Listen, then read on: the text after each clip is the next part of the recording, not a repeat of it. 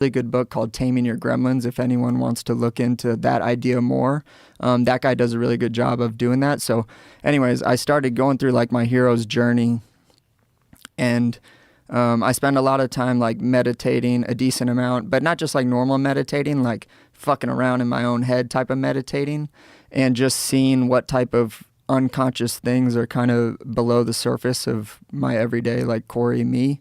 And so I'm walking myself through like, okay, what is this? What are all of these things inside me, or what are these desires that are inside me? I would name them, I would turn them into a monster, and I would kill the monster. And then at the very end of this story, and I'm like crying during this process when I was doing it or whatever.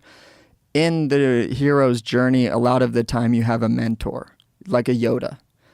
You have this thing that kind of guides you through how to defeat all these monsters and all of it. So I get to the end of my story, and one part that they never really bring up in heroic stories is the return back home, which is a really big deal. Like, you've just eliminated all of this stuff, and now you got to return back home. So I'm getting ready to return back home, and my mentor at the time, because I did grow up really religious, it was Jesus at the time, where like Jesus was my homie at the time, you know, he was like this guy. And so we get done defeating all of these monsters, and we're sitting at the cliff, and it's like, okay, time to go home. And he's like, hey man, like, you got one more monster to defeat. And I was like, well, what is it? And he was like, me. And I was like, what are you talking about? And he was like, man, like, I'm the last thing that you're attached to. Like, in order for you to continue on, I'm the thing that you got to defeat. And I was like, well, what does that mean, dude? Like, I'm not about to stab you, bro, you know? And he was like, you have to push me. And I was like, push you off the cliff?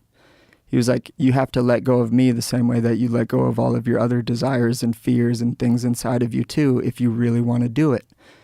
And so I'm like bawling, crying, because that was a big thing.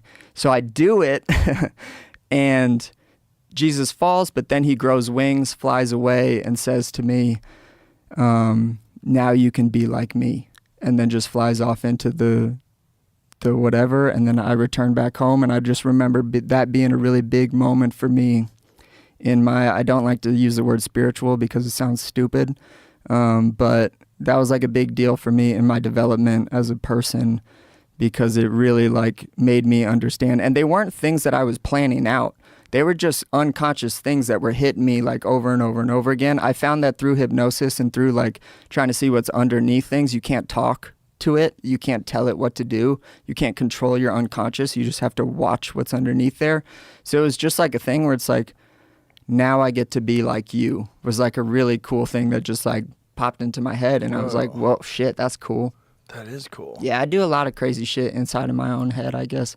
Probably makes me sound maybe a little bit weird, but that's kind of... Weird's good. That's me, yeah. Weird is good. Mm-hmm. What was it like returning to fighting after this, like trying to find yourself period? Yeah, I remember I was folding laundry, and they asked me to fight this guy, Tehino Galval, on 4 weeks' notice for LFA.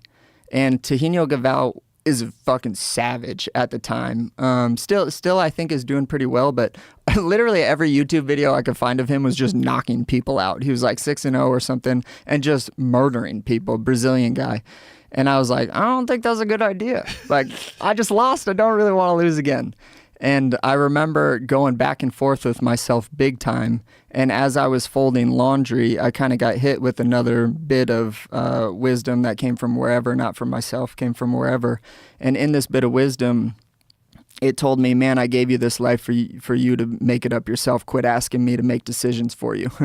And so I was like, all right, fuck it, I'll do it. You know, I'll do it. And a big piece of me going through that whole thing, and what I learned a lot about it, was love of fighting isn't really love of anything. I don't think is like Disney shit. It's like a mega commitment to something that you want to achieve, and it works like a marriage, more like a marriage, less than like a romantic, like, hey, this is a fling. Like, it's like, hey man, I might not like you every day, you know, but I'm going to commit myself to you, and I'm going to do this thing.